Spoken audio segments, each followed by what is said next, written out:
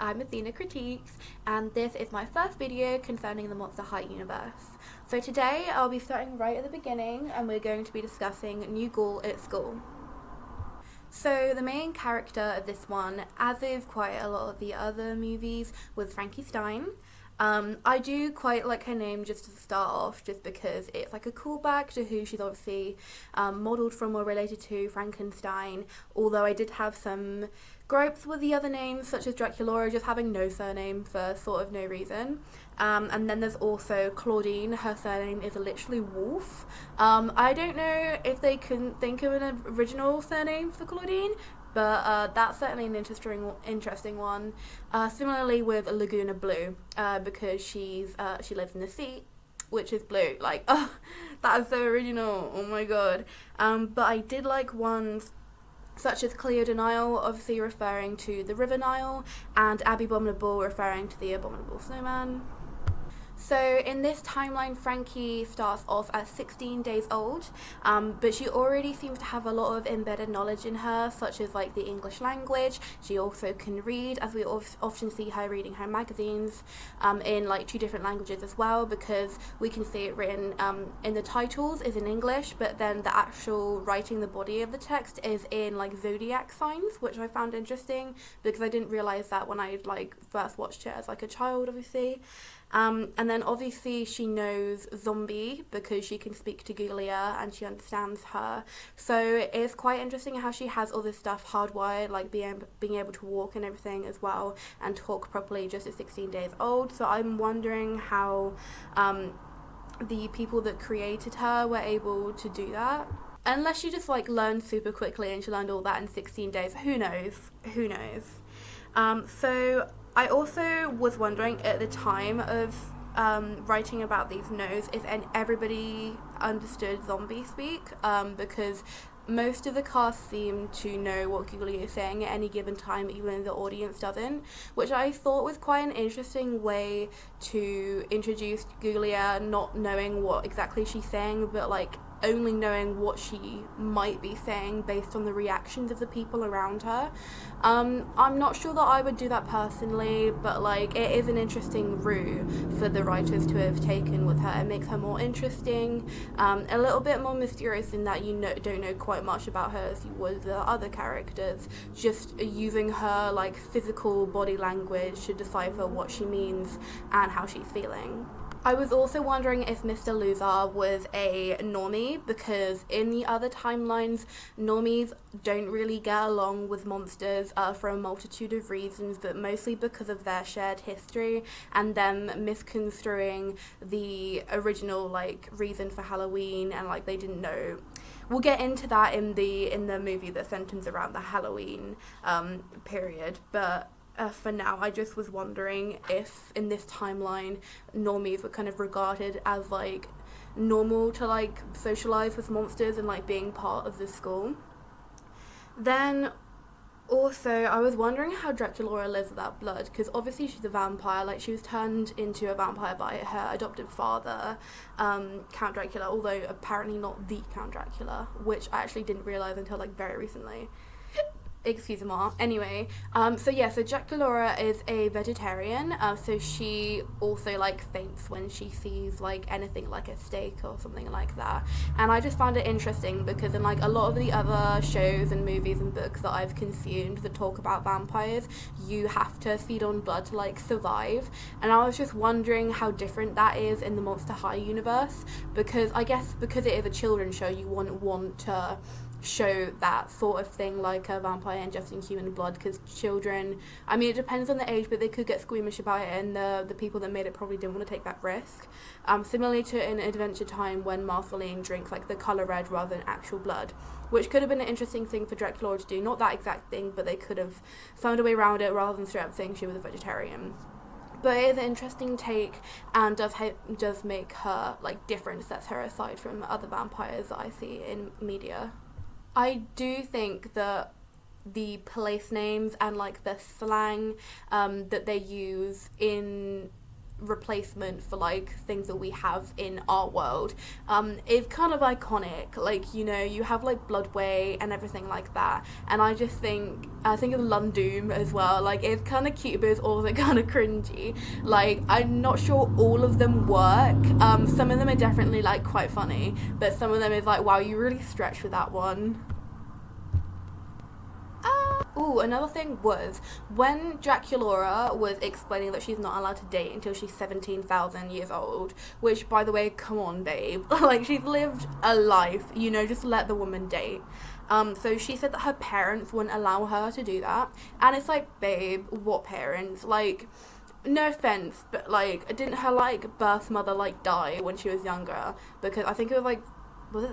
I don't know. There was some sort of thing going all around where she was like growing up, and then that's why the Count had to like turn Dracula into a vampire. Otherwise, she'd die. So her mum's dead, and she was adopted by Dracula. So she only technically has like one parent, because obviously we're counting him. So I don't know what she meant by like parents, because like, who's your mum? Do you now have like an adoptive mum? But she hasn't been mentioned, not that I can see. So that was quite interesting. And she said that twice as well. She mentioned that she has parents twice, like plural. And I'm like, I don't know if that was like a mess up or whether in this timeline she actually does have both parents. I also found it interesting that some zombies can actually speak, or at least they seem to be able to.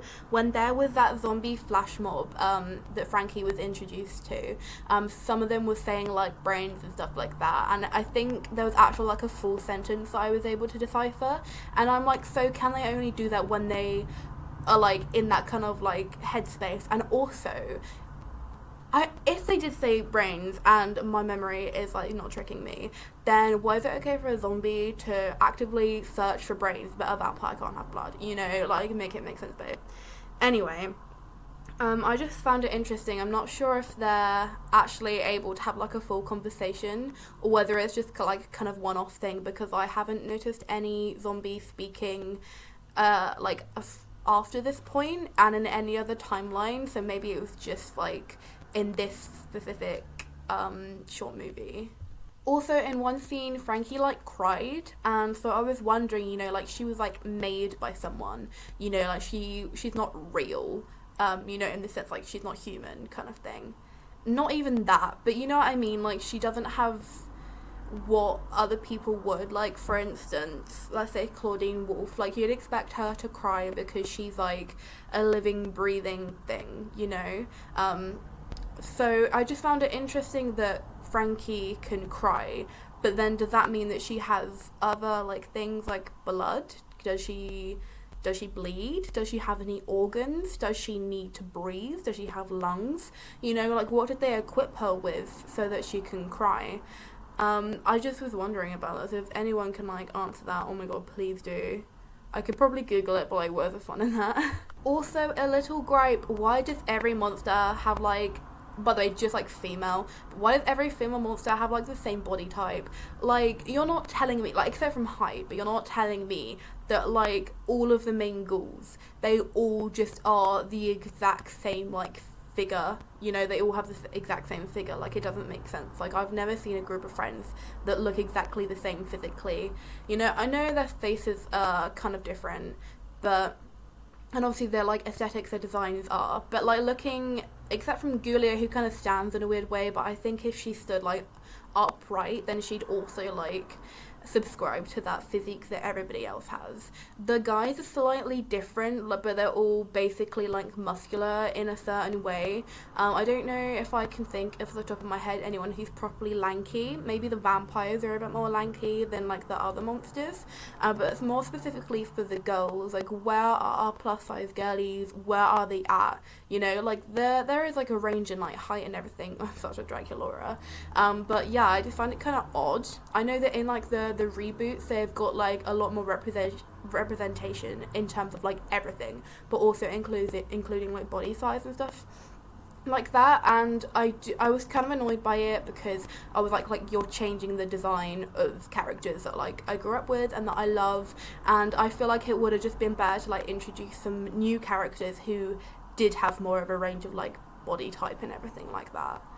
But yeah, I just found it weird that they all kind of physically, like, they all have quite small chests, small waists, small legs, like everything like that. Like, I'm sure the people that designed them have seen a real girl before. I don't know if they're also a woman. Should probably know that, but this is just my little introductory video, so a girl doesn't know everything, unfortunately.